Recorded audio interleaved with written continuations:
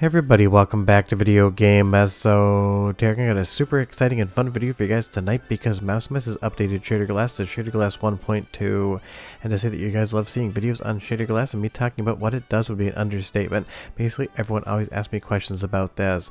And honestly, ShaderGlass 1.2 makes an already 10 out of 10 application that much better, giving you full control over the image of basically anything on your PC. You can have scan lines on an Xbox 360 game. You can do so many different screen filter options. There even is going to be a special version that's kind of playing around with BFI or black frame insertion. Before we get too far involved though, do me a huge favor down below, hit like and subscribe and ring that notification bell, definitely helps us out. And if you feel so inclined and want to support the channel, we got a Patreon link down below as well. But ShaderGlass 1.2 brings in a ton of new features, and some of which are absolutely going to just be that much better than we ever had before. And if you're not familiar with ShaderGlass, it's basically an application that allows you to insert all sorts of different filters over your games, whether they're retro, emulation, whether they're modern, YouTube videos. You could basically do this with anything, and there's over 1200 shaders that you can play around with, so you can basically articulate your image however you want. It has the entire suite of RetroArch filters as well as some new ones coming down the pipe, and that's going to be a ton of fun for a lot of people because think of all the options you're going to have at your disposal. Recently I've been talking a lot about the Mario Kart 64 recomps as well as PC ports, and while people said with the new HD textures everything looks so clean and crisp, people really wanted to see some ability to kind of get some scan lines or other screen space effects in there so they can kind of play around and articulate the image however they want. Something like ShaderGlass does an incredible job of that, but again I'm going to go through all of the changes and explain why this isn't just for stuff on your PC anymore. There's also capture card support, and that's going to be one of the biggest additions in my opinion, making it able to actually play around with all these filters on real hardware captures, even stuff like Mr. FPGA in the future. But honestly, just playing around with these filters in Mario Kart 64, it's so much fun just to see the screen change in real time. Now do remember that this is compressed when it gets to YouTube, so what I'm seeing on my screen in Resolve, you might not exactly see all of the fine details. One of those things, I just really can't prevent that from happening. Now if we take a look at some of the other keynote features, one thing that I want to be very clear about, I'm not sure why this trips people up, but it does, is not just for retro games. You can literally put ShaderGlass atop anything. You can be playing your Steam games, it'll work totally fine. You can be in Microsoft Excel and make it look like it's a VHS copy of Excel. I definitely would not recommend that, but that's basically how ShaderGlass works. It does not matter what it's putting a shader over, so long as you have it installed correctly, it's going to be able to filter, shade, and articulate an image on anything you put over the top of the actual window. And you'll see here 1.2 is out, and that is the major release as of 2 days ago when I was recording this, and it just again brings in so many new features, but my favorite one is the ability to do device capture input, webcam or capture card, because a lot of people like to capture footage, especially for old consoles, and a lot of times, even though I'm not planning on doing it for the channel, people ask me to put scan lines atop retro gaming footage. That's just not something I love the look of, but it is something that I get asked for. But if we play around with something like Mr. FPGA and the Sharp X68000 core, you can now plug in any sort of device into your capture card and ShaderGlass is going to work with it. Now this did take maybe 30 seconds for me to get set up, and I think I just had some of the settings incorrect, so definitely follow along with the overall user guide for ShaderGlass. And it's one of those things, I would show you a tutorial, but capturing the ShaderGlass window and all of the menus is very difficult because it wants to change those around too, but trust me, this is very easy to use. But if you want to see me really try to narrow down a tutorial, leave me a comment down below. It's just going to require a lot of specialty capture software to be able to get both the image as it's articulated as well as the options menu without any of those filters appearing at the same time, so definitely let me know about that one.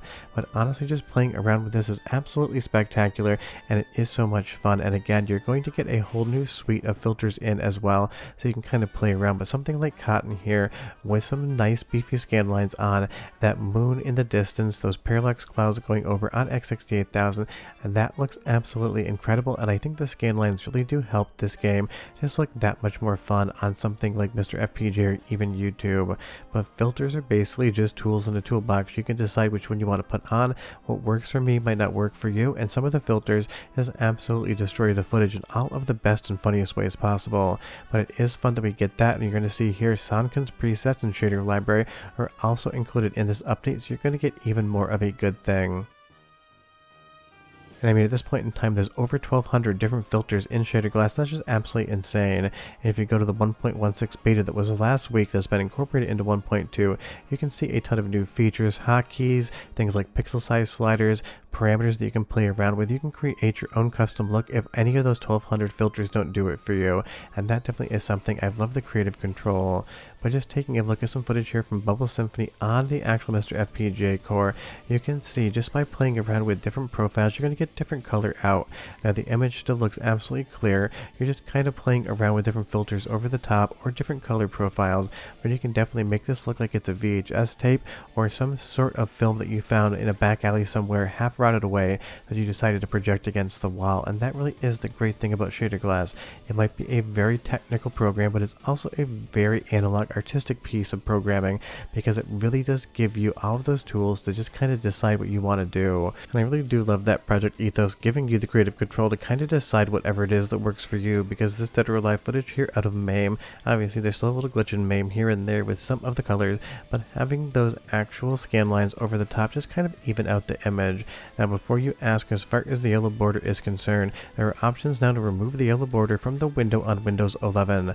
Unfortunately, it seems like on Windows 10 that isn't still possible, and that's just down to a security feature on how Windows 10 works. It basically identifies when you're quote-unquote recording the screen space. It kind of just indicates to you, hey, something's being recorded or otherwise monitored. So those yellow bars, at least on Windows 10, unfortunately are there to stay. I'm sure if Mousemas figures out a way to work around it, they definitely will. But that is a question I basically get asked every single video on ShaderGlass, and no, you still can't remove that yellow bar unless you're on Windows 11, then you'll be totally fine. And if we take a look, as of yesterday, there's also a new alpha core for BFI or black frame insertion that basically removes all the different filters and just kind of plays around with that CRT beam simulator shader. Now this definitely is still basically in alpha. I played around with it and none of the footage is going to be good to incorporate into a YouTube video because honestly at 60 frames per second, what YouTube gives us, it really isn't apparent. This is something that you want to see in real life, and you'll see here that Mousemas even gave you his system specs. But if we take a look at something like 120 Hz in this BFI, you're going to have to actually have a panel that can support that. I've kind of slowed the motion down here just for a little bit of effect. This is my LG C4 OLED, and it's one of those TVs. It can do something like BFI because it is going to run above 120 Hz. So this is a feature BFI and all of that CRT beam simulation that people keep asking for, and now it is in ShaderGlass, at least as an alpha version, so definitely play around with it. Just don't expect perfection because this is basically the first pass at even trying to make it work. And if you take a look at the actual notes here in GitHub, you're going to see what doesn't work. So for everything that might work with BFI, there's going to be a lot of things that just don't do anything right now, but hopefully in the future we see more of this BFI incorporated into ShaderGlass, because that does seem like the next frontier, being able to actually emulate that CRT beam. And if you're not aware how CRT televisions work, basically there is a beam or a raster pattern that's going to draw all the way across the screen, line by line by line, and how that beam actually moves across the television. You might not be able to see it with your naked eye, but your brain does interpret that as being a certain type of motion and cadence that is kind of the final boss for defeating when it comes to making an LCD television look like a CRT. But again, just remember, if you want to play around with this one, you have to have a panel that at least goes to 120 Hz, maybe even 240 Hz would be a fun time. If you're on a 60p panel, you're just not going to be able to see any effect whatsoever because all it's doing is injecting black frames every other frame at 120 frames per second or higher. So if you can't get that high, you're not going to be able to enjoy something like that. And as far as how to use ShaderGlass, it's incredibly easy, but I will leave a link to the GitHub and the entire settings menu. This overall kind of quick guide is going to tell you where every single thing is, how to play around with it. But trust me, if you just click around, you've used any application on any PC ever, you're going to be able to figure out exactly how this works in probably 60 seconds or less. Then you're going to lose hours upon hours trying to figure out what filter you like the most, because like I said, there's over 1,200 filters at this point in time, and obviously you're going to have to go through almost each and every one of them to decide what looks good to you. And honestly, it does feel kind of game to game dependent as to what you think works. But you'll see here tons of directions, easy to use. That is why I love ShaderGlass. It's basically just a tool set. If you're wondering why sometimes it can be hard to do a tutorial, sometimes the actual menus end up with a filter on top of them as well. It can just be a little bit of a kind of trying experience. But but you can take something like virtual fighter footage, put this VHS effect over top, and make it look like it's some sort of sizzle reel from like an E3 or other gaming expo back in the mid-90s. And so many of these filters are so creatively designed, because right here I'm on one VHS filter, but I'm going to move over to another one in just a moment, and you will see that if you actually look at some of the edges, you're going to see chromatic aberration, or this color fringing from like greenish yellow to like purplish blue, and that's basically just when the colors are bleeding over. Some cheap lenses can have that issue as well, and the fact that people understand what that is and can actually put it into something like a filter, 10 out of 10. But look at those temples there, you're going to see that green purple shift. But ShaderGlass 1.2 is out. I can't stress enough, it's a massive update, especially for capture card users. You should definitely go download it. But we're done. I'll see you guys next time. Bye bye.